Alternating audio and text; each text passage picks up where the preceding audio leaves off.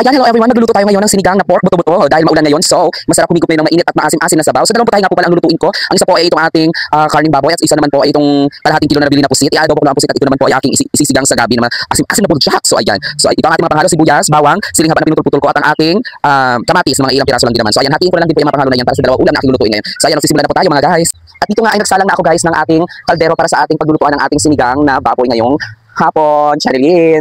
Siyempre, antay natin hanggang sa matanggal po yung kunting tubig na yan. At pag matanggal na yan ay okay na yan mga guys. Ayan, maglalagay na tayo. At maglalagay na tayo guys ng mantika para sa ating gagamitin panggisa sa ating mga pangpalasang sakap na sibuyas at bawang.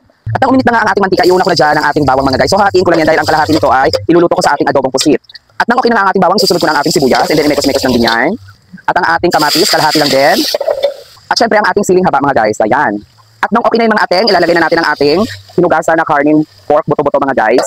And then, imekos-mekos lang yan natin na bahagya para po mag-mix well ang ating mga pampalasang sangkap sa ating karne. Siyempre, ilalagay na natin ang ating paminta para po manuot na rin itong lasa niya sa ating karne. And after nyan, takpan lang natin para po kumulo siya ng bahagya sa kanyang sariling water.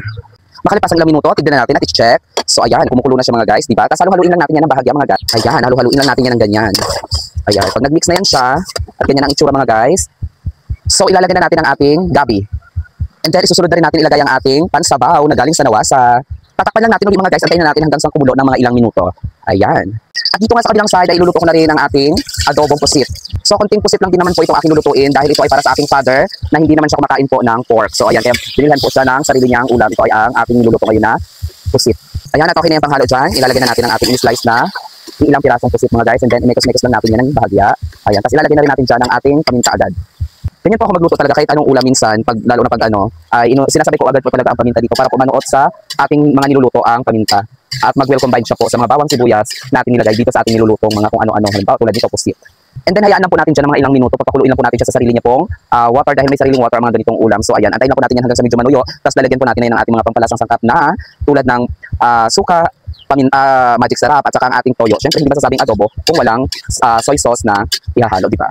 At ayan na nga mga guys, ay kulong-kulong na siya. So tignan natin at halu-haluin very light. So hindi pa rin pulo po ang ating gabi na ating lagay. So takpan lang natin yan ulit, pakuluin pa ng mga ilang minuto pa guys hanggang sa lumambot po ang ating gabi. At sa part na ito, maglalagay na ako ng toyo sa ating nilulutong adobong pusit. Siyempre, ang ating suka. Ayan, isakto lang po natin na naaayon sa ating panlasa mga guys ang paglalagay ng toyo at ng suka. At siyempre, ang hindi nawawala, ang pampalasang sangkap na magic sarap. So ayan, tapos halu-haluin lang natin yan guys ng mga kinemi-kemi-latik. So antayin natin siya hanggang sa maluto po siya lahat. Ayan, antayin na lang natin po siyang maluto. So ganyan lang siya karami di ba guys, ang konti, pero sakto na yan. At makalipas nga ang mga ilang minuto, babalikan naman natin. And then, i-check po natin kung okay na siya mga guys. So, ayan, medyo luto na po ang ating gabi na ating nilagay. So, susunod na natin ilagay ang ating gulay pang ihahalo. So, may nakita po ako dito mga ilang pirasong talong. So, ihahalo ko na lang din mga guys kasi mabulok dito sa amin, nakatabi lang. So, ayan, ganyan na siya karami mga guys ang talong. So, ilalagay na natin yan. Sayang din. And then, tatakpan ulit. Pakuluin lang mga 5 minuto. At ito naman ang ating nilulutong adobo. So, lutong-luto na yan siya mga guys. So, ayan na po ang ating finished product para sa ating nilulutong adobong pusit. So, i-off na natin ang ating apoy. Ayan. And after 5 minutes mga guys, i-check na natin ulit. Ayun, okay na, medyo luto na siya. So, titimplahan na natin yan. Ilalagay ko na ang ating pampalasang sangkap na magic sarap. Hindi lalagyan ng asin. Ayan. Wala nang tansya-tansya yan mga guys. Depende na lang po sa panlasa. Pero sa akin, alam ko ang timpla ko kaya saktong-sakto lang yan mga guys. And after nyan, syempre, mekos-mekos ng inemi. And then, tikman natin kung sakto na ang lasa. So, and after nyan, ilalagay na natin ang ating pampa-asin na sinigang mix. Pero mas masarap sana to kung may sampalok talaga na yung natural na sampalok. Diba? Ito na ang ating huling ilalagay mga guys, ang ating petchay. Ayan, binigyan na po yan ng aming kapitbahay, di ba? Mabait ang aming kapitbahay. Kung mabait ka sa kapitbahay mo, maraming magbibigay sa'yo. Pero kung hindi ka mabait, marami kang kaaway at walang bibigay sa'yo ng ganitong mga gulay, di ba?